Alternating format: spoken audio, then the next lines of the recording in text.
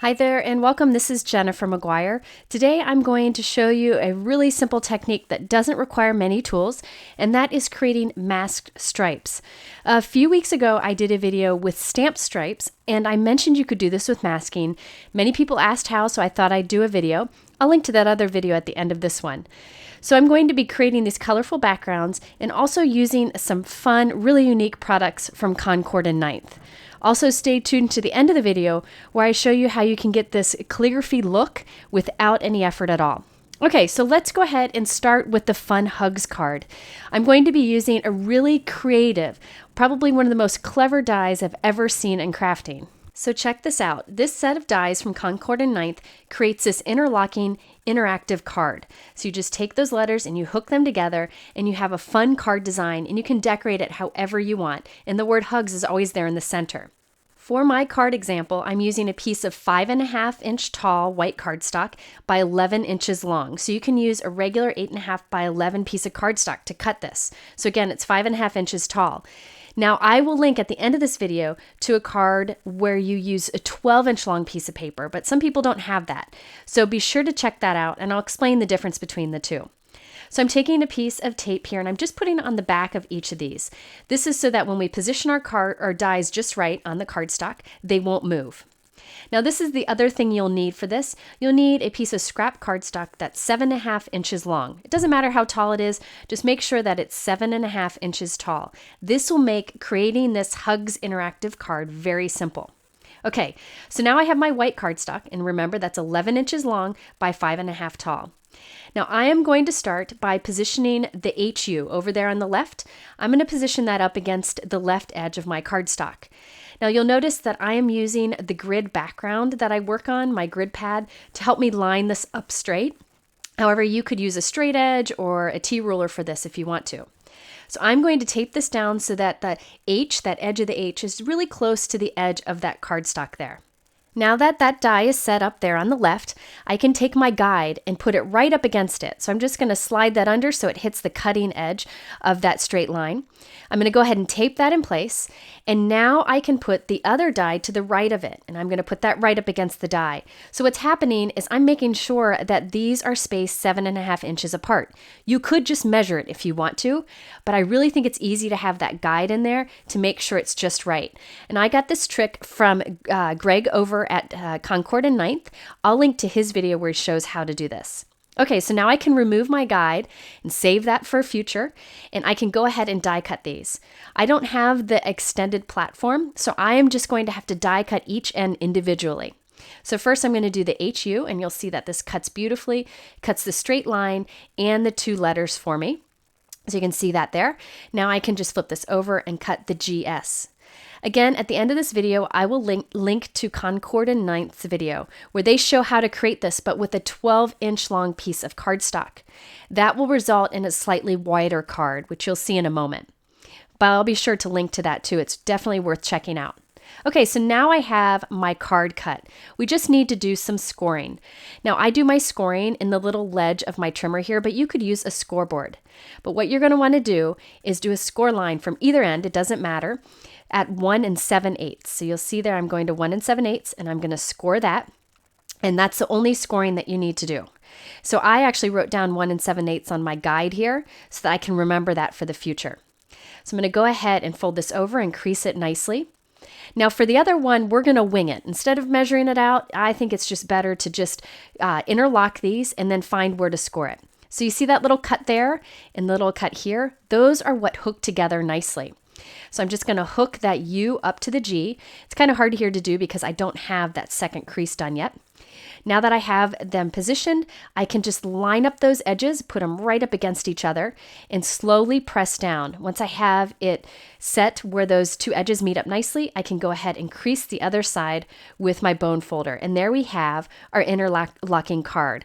This is such a great base, and you can do any kind of stamping or embellishing around this, many ways that you can use it. And today I'm going to do an inked background.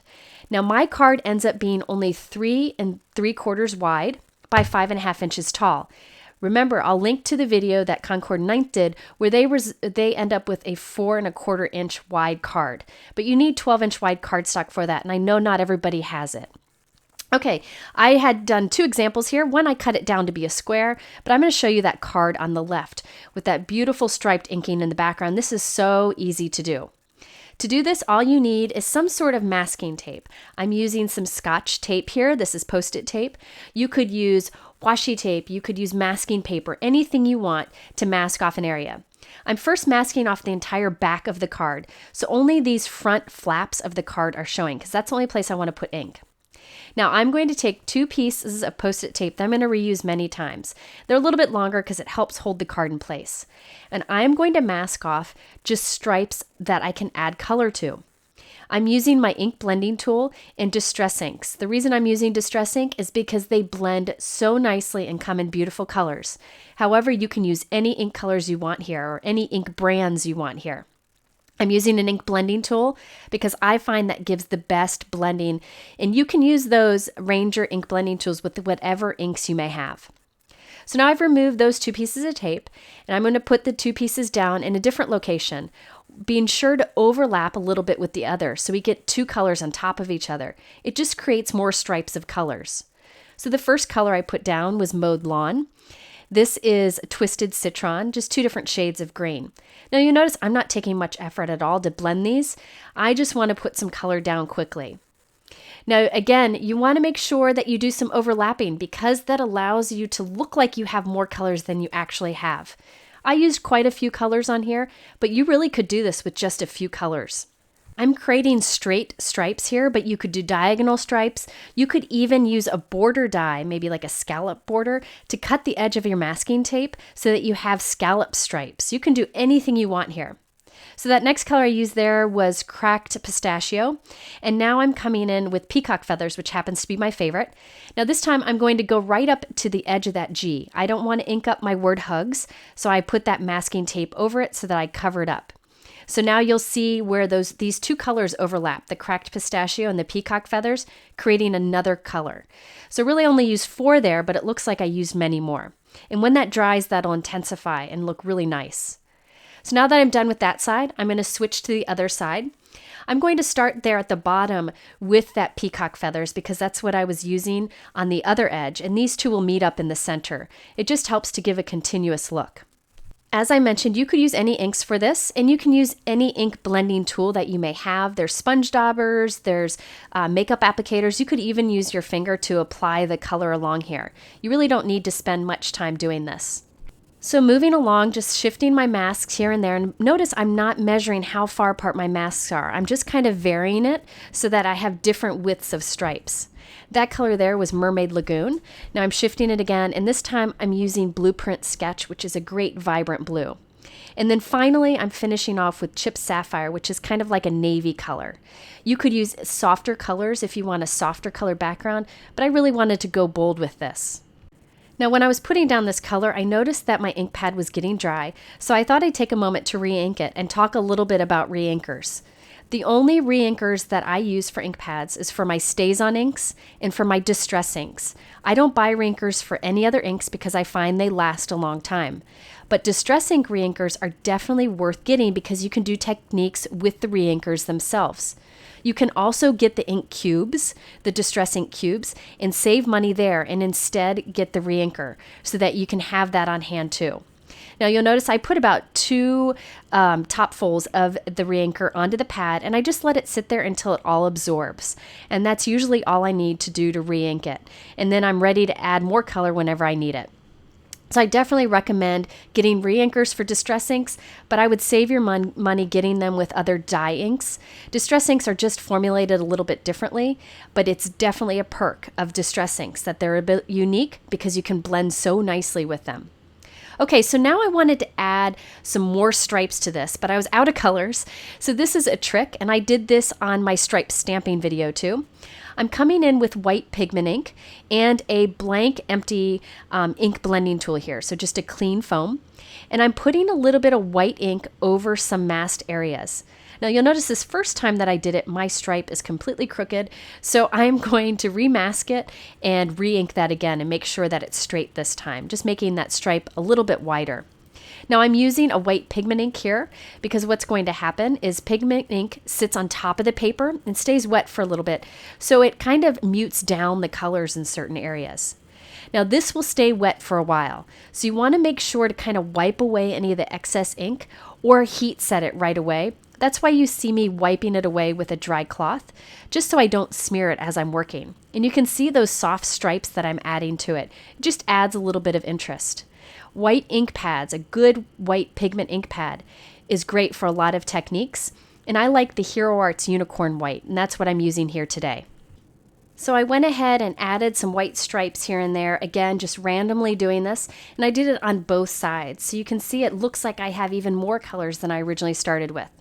Now before you remove the mask on the back of your cards, make sure that your hands are clean, just wipe them off really well, and there you have a perfectly clean back with gorgeous color on the front. Now I'm going to make sure to heat set this. This will make the colors nice and smooth, and also make sure that we don't smear any of that white ink. So think of all the backgrounds that you could create with masking and ink alone. It really opens up the doors for some great colors. You can do rainbow, anything you want. Okay, I wanted to show you how I finished off these cards. I have this Concord and Ninth stamp set that goes really nicely with this Hugs die set. And I'm going to stamp the word sending right above it, making sure to use my anti-static powder tool first so that the powder doesn't stick to any of that ink on the background, even though I've heat set it. So I'm using Versamark ink and I'm going to stamp sending, and then I'm going to add white embossing powder and heat set that. That way the sending is bright white, just like our Hugs sentiment. I'll be honest, I wasn't really sure how to embellish this, and I decided to not embellish it at all so we could keep the focus on the color and that fun interactive design. So instead, I just decided to stamp 3 hearts from another Concord and Ninth stamp set, and that was just enough to add a little bit of interest to the card but not distract from everything that we have going on. To finish this off, I wanted to make the Hugs word nice and sturdy. So I took the dies that I showed you before, and I cut them again from some white cardstock, and I'm just cutting the letters HU and GS. I'm going to put some adhesive on the back of these, and then glue them right onto our card on top of the letters we already have. This just doubles up those letters so that it's sturdy when the person opens and closes the card. Now again, this card is 3 3/4 inches wide and 5.5 inches tall. On another example that I made, I cut it to be 3 3/4 by 3 3/4, a little bit of a smaller card, and I thought it'd be fun to hold a gift card. But both of these have that fun interlocking Hugs feature. Now since I can't get enough of creating colorful backgrounds and I had all my supplies out, I went ahead and created 2 more cards using a different Concord and Ninth die. This time I'm using a diagonal masked stripe pattern. So I'm just using Distress inks once again, but use whatever inks you have. Now remember, at the end of this video, I'm going to link to another video I did a few weeks ago where I did stamped stripes that overlap and use different colors of inks and white pigment ink to create a similar look. But if you don't have those stripe stamps, you can just do masking like I did here. Again, after I heat set the colors on this, I went ahead and added some white stripes on top of the colors. And check out the beautiful background that you get by overlapping those inks and the white inks. Now I'm keeping the card simple from here on out. All I'm going to do is die cut a sentiment from the center. It's a You've Got This die from Concord and Ninth. I think that's a great sentiment. I'm actually going to use the negative and positive pieces of this so that I'm going to create 2 cards from that one background. First, I'm going to take the negative space and glue that onto a piece of white cardstock that is slightly smaller, and I'll put that onto a card base. Very easy to do. Now we have the little letters themselves that we can glue onto another card. Now I have all these little pieces and I wasn't sure of the spacing. So what I did is I die cut the sentiment again from some scrap paper. I'm going to put that down temporarily over my white background. Now I can put adhesive on the back of each of the letters, and I'll take the letters and kind of fit them in like a puzzle piece into the open areas. This helps me to position those letters just right. I could have created this card first and used the colorful negative space as my guide, but I didn't think of it and I had already glued that one down, so that's why I had to die cut another from scrap paper. Once you have all of your letters in place, you can just carefully remove that negative space, and there you have another piece ready to go on another card.